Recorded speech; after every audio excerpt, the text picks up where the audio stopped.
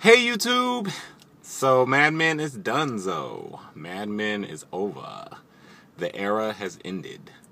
Yeah, so what did you guys think of the finale?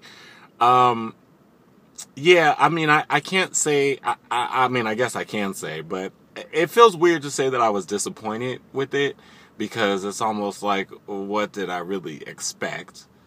Um I don't know. I guess I just felt like I would be a little bit more moved by it, or that I'd be crying, or I don't know. I don't know what I expected from it. But when it was over, I was just kind of like, "Oh, really? That's it? That's it." um, but like I said, I don't feel disappointed. It just is almost like, it is what it is. That's how Matthew Weiner and the crew decided that they wanted to end the show. They know the show and they know the characters a lot better than me. So I'm not gonna sit here and say that, they fucked up. I don't think so, because I feel like even though it was a little bit disappointing for me, I feel like it was still very well written, very well acted. I enjoyed Jon Hamm so much in this episode. He was really, really, really good. And a lot of the other actors. Yeah, I just kind of felt like, okay, really? Just didn't really feel too much one way or the other about it. It was just it was a good episode though. Okay, so let's get into it. So we'll start with Betty, because Betty was kind of the smallest sort of storyline last night. Okay, so Don is talking to Sally over on the phone, and obviously she has a lot on her mind. And so he's like, "Well, what's wrong?" And she's like, "Okay, well, I wasn't supposed to tell you, but Mom is dying." He's like, "Oh, Mom is a hypochondriac, blah, blah, blah." And she's like, "No, listen to me. Mom is dying. She has lung cancer, and the doctors gave her 6 months to live." And, of course, he gets upset about it because, he still has feelings of love for Betty, I'm sure, mother of his kids and all that stuff. So, his idea is to, come out. I'm coming home, because he's in Utah at this point, but we'll get into Don later. So he's like, "I'm going to come home." And Sally's like, "No. What you need to do, listen to me. What you need to do is tell them, that, Bobby and, is his name Gene? Bobby and Gene, need to stay with Francis. Sally wants him to go with her brother, and his wife." And, Sally's like, "You know what? It's going to be hard for them anyway, but it will be nicer for them. It will be easier for them if they had the same beds and the same school." And, Betty's idea, of giving the kids to her brother is that, they need a woman, they need a female, they need that family aspect, and they could get it with my brother. I get it, but I also feel like that is so fucked up. Henry Francis is going to be a widower. He's going to be really, really sad. And then you want to take the kids away from him? I mean, I know that they're not his kids, but, for the past couple of years, they've been a family, and they are, familiar with him, especially Gene. Gene probably knows Henry more as his dad than Don. So it just feels kind of messed up that she would do that to Henry. But anyway, Don calls Betty, and she tells him, "Don't come out here. I want everything to go as smoothly as possible and as normal as possible, and you not being here is normal." So anyway, it ends basically with this scene where Sally comes home early, and Bobby already knows. He's like, "I don't know what she thinks I know, but I heard them fighting, and I know, So, he's like, "Oh, she's laying down. That's all she can do right now." And, he was trying to make dinner for little baby brother Gene. And Sally's like, "Okay, I'll show you." And then the last scene that they showed of Betty was just kind of sitting at the kitchen table, and Sally was washing dishes. So the way I take this ending, I didn't think that we were going to see Betty at all in this episode, but I just take this ending as like, yeah, Sally grew up in like an episode. As soon as she found out, about the cancer, she really, took that letter that Betty wrote her and is accepting the responsibility that she's going to have, taking care of her brothers and, just being the woman figure. So I thought that was sweet. Did we really need any of that? No. But moving on.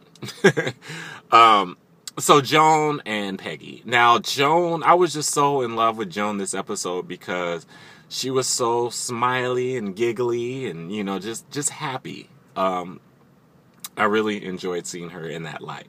So, she's on vacation with Pike. I think his name is Richard. And, they do coke, they do some cocaine, and he's like, this could always be like this. And, he's really excited just to live his last years, just having fun and exploring the world and doing it with his big boobed Joan, you know what I mean? And she's into it too. But, eventually she takes a dinner with Kenny Cosgrove, and Kenny Cosgrove gives her this, what do you call it? Proposal, basically. Something about some industrial film that needs to be rewritten and reshot and all this stuff. And he wants some of Joan's contacts. So eventually she is like, hey, this was easy. We made a lot of money off of this thing. So let's do some more. She actually calls Peggy to do the first one, I guess, to write the script or something like that. And Peggy doesn't want to take it at first, but then she's like, oh, okay, it's that much money, anything for a friend. So it works successfully. So the next meeting, Joan and Peggy meet for dinner, and Joan is like, they really loved your script, whatever. I think I was talking to Ken, and I could easily turn this into a production company, and it could be Harris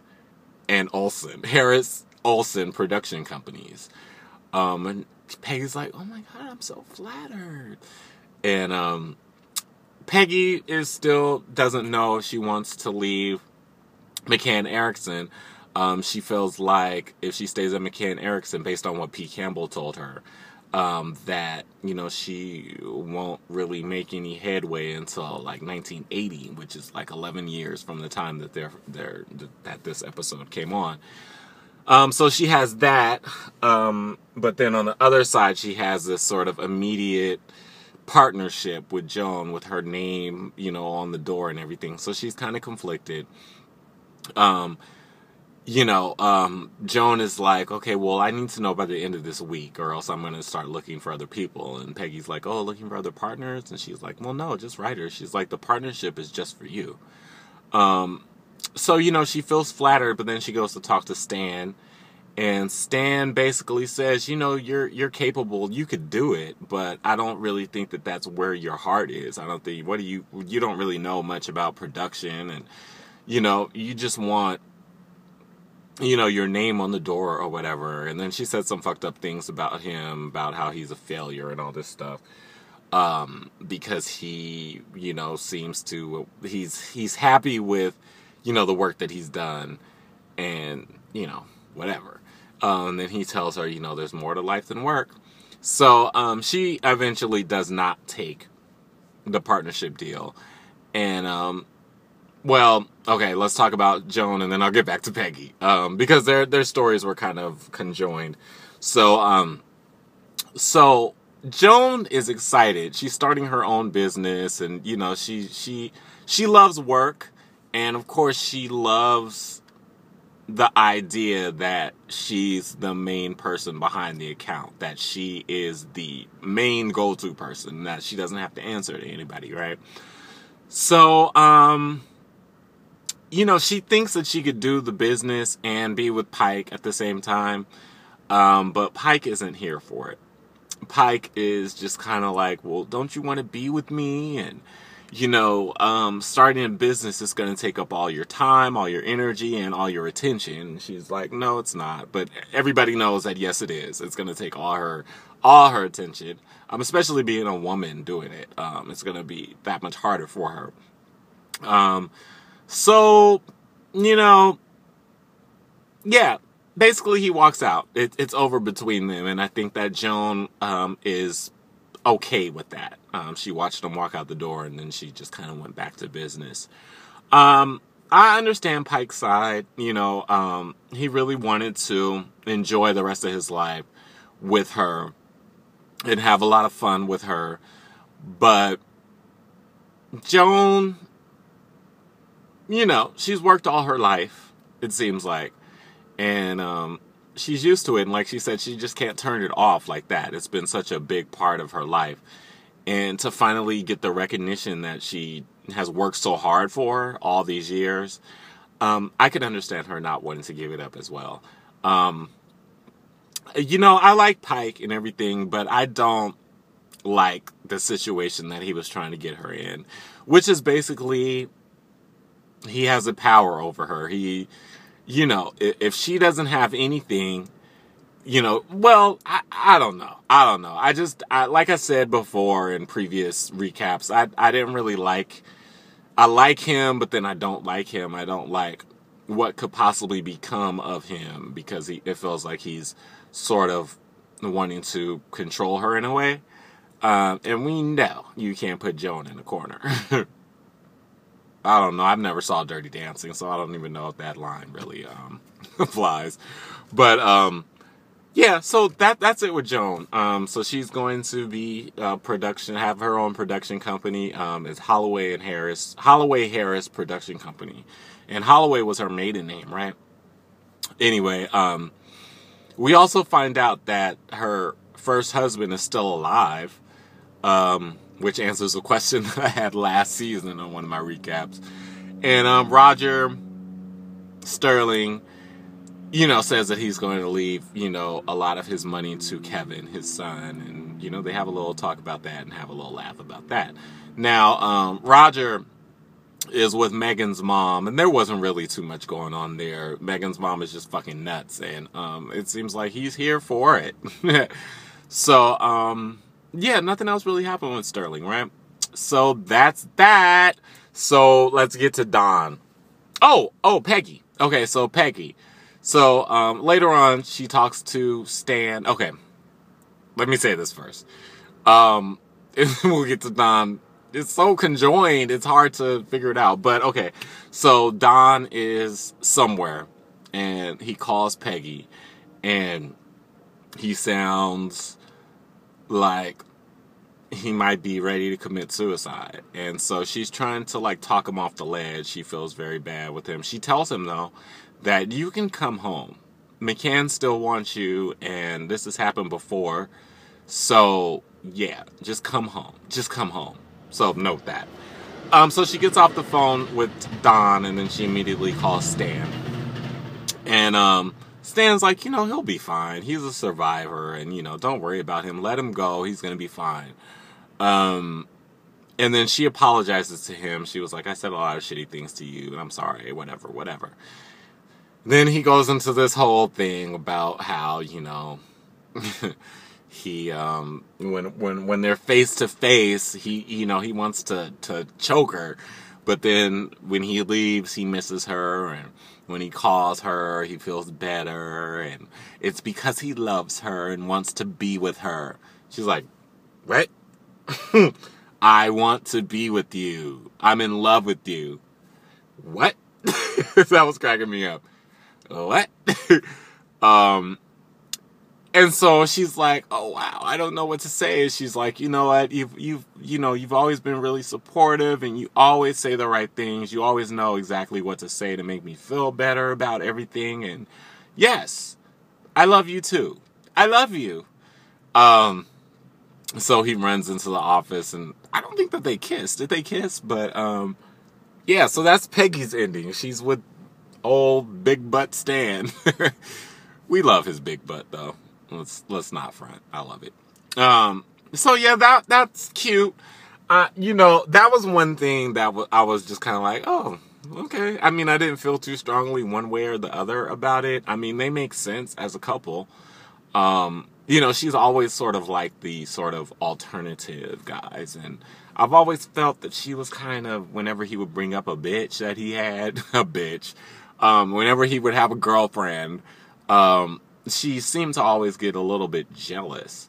And I know that they made out that one time. But yeah, I mean, they make sense as a couple. It was just kind of like, really? That's the ending that we get for Peggy? That she gets a man? That's it? So, I guess it's the opposite of Joan, where, she traded in a man for success. And, Peggy's not trading in anything. She's having it all, kind of.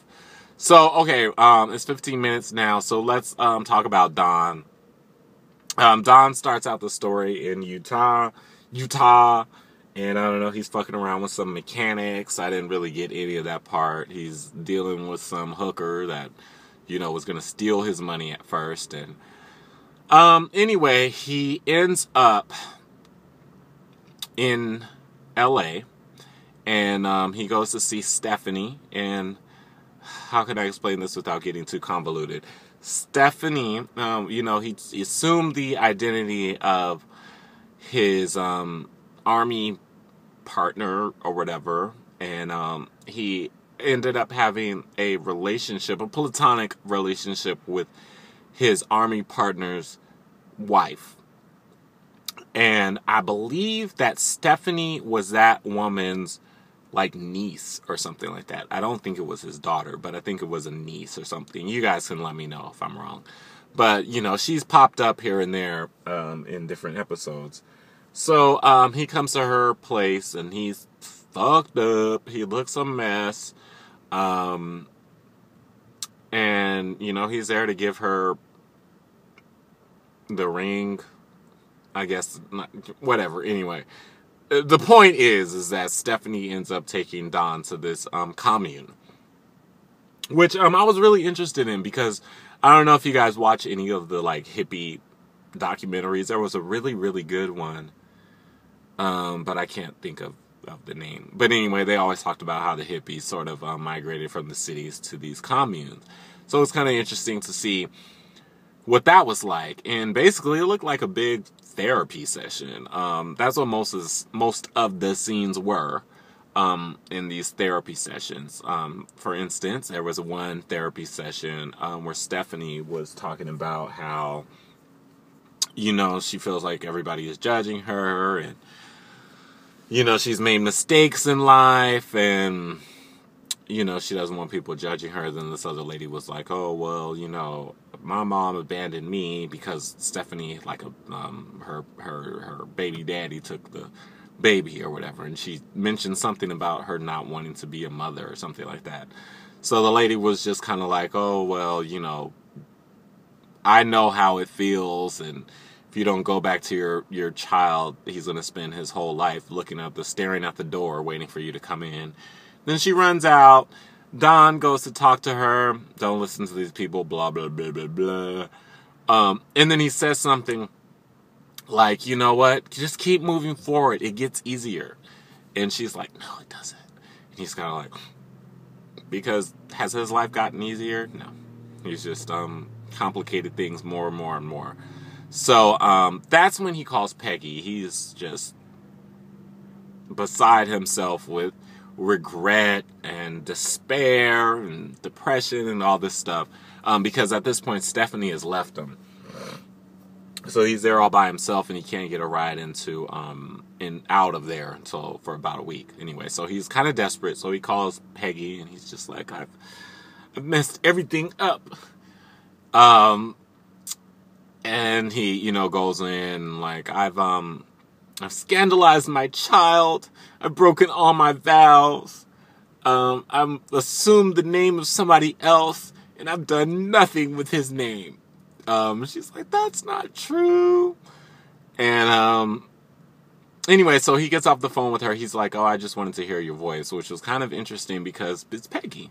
You wouldn't think that she would be his call, but I thought it was interesting that he did call her.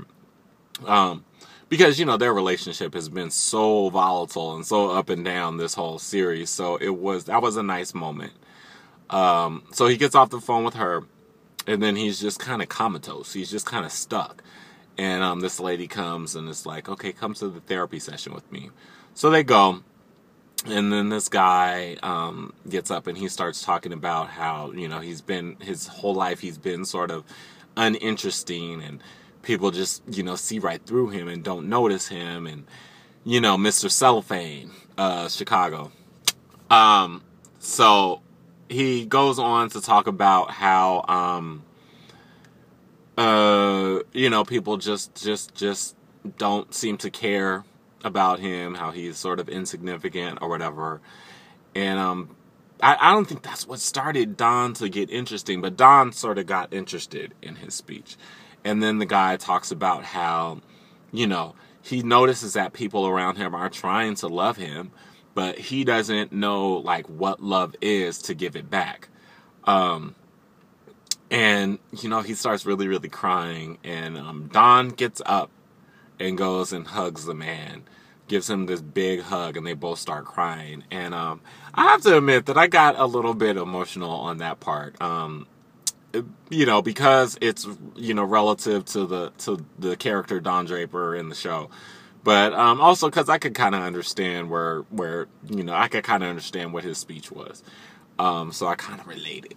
Isn't that sad? I don't know what this car is doing. Do you guys see this car that keeps going back and forth? Bitch, if you don't park somewhere.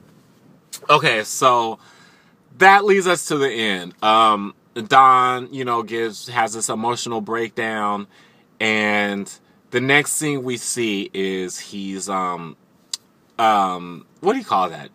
I want to say chakra, but it's not chakra, just meditating. He's meditating with these people, and he says, And at the very end, there's this commercial for Coca-Cola with, you know, a multicultural group of people, very hippie looking, very commune-like, singing, you know, I love to give the world a Coke or whatever. And then that's the end. So, you know, I took that as, I guess most people would take that Don ended up, you know, finding his center. He feels better about himself, and he went back to McCann and Erickson where he had the Coca-Cola account. And this is one of his, you know, ads. So we can just assume that he's in a better place mentally and emotionally, and that he's still doing advertising because maybe that's really what he, in the end, really was meant to do. You know, maybe that's really what he was happy doing, and, you know, he was trying to escape that to find something else, but maybe that is what he was meant to get his happy from. And yeah, we could assume he's still a success, because I didn't really want to, but I went on Facebook this morning, and I didn't read really any of the Mad Men stuff because I didn't want it to mess up this recap. But I did read one about the ending and about that commercial, and the commercial, they said, was a big, big deal. It was like a big success back when it came out, and I think they said 1971. So if we assume Don did it, and we assume it was a big deal, then he's going back to the agency as a success. So that's that.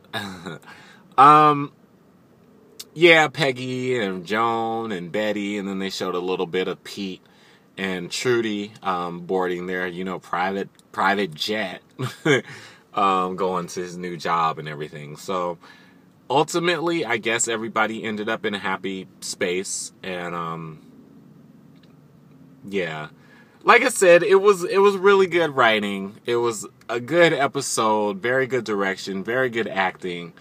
But part of me feels like part of me just feels like maybe it could have been longer. Maybe they could have put an extra half hour on there. And by the way, did it seem like there were hell of commercials? To me, it felt like there was an excessive amount of commercials. But I could be wrong. But it felt like there was a lot of commercials. And I know that the runtime was actually an hour and like 17 minutes. So maybe it did balance out into like a full hour. But it was a lot of commercials. So, and I mean, I'm trying to think of who I felt they should have revisited. I can't really think of anybody. I just, Megan, that wouldn't have made any sense. Yeah, I don't know. I was satisfied with the finale. Did I want a little bit more? Sure. Do I know what more I would have wanted? Not at all. But yeah, it was just over, and I was just kind of like, okay. But let me just say, Matthew Weiner, love you for this show. This show, now that it's done, it will go down in history as seriously one of the best shows ever. I just really, really, really enjoy this show. I just enjoy it from a historical standpoint. I enjoy it from a screenwriter standpoint, because I do feel like all of these characters were, perfectly fleshed out, perfectly written to the point where, they feel real to us. I'm going to miss them. Yeah. Was it one of the best series finales ever? I don't think so. No. It was good for the show. It was a good hour of entertainment, but it wasn't this great series finale. But, nobody really... I don't know what I'm even trying to say anymore. I'm just saying that it's over. So, peace! It's been great doing these recaps. Thank you guys for viewing them and leaving comments when you guys do. I love comments. So, yeah, I guess I'm done. So like this video, share the video, comment, please, and subscribe to my channel. I think from here on out, we'll be doing less recaps and more random on this channel. So, stay tuned. Stay tuned. Hey, hey.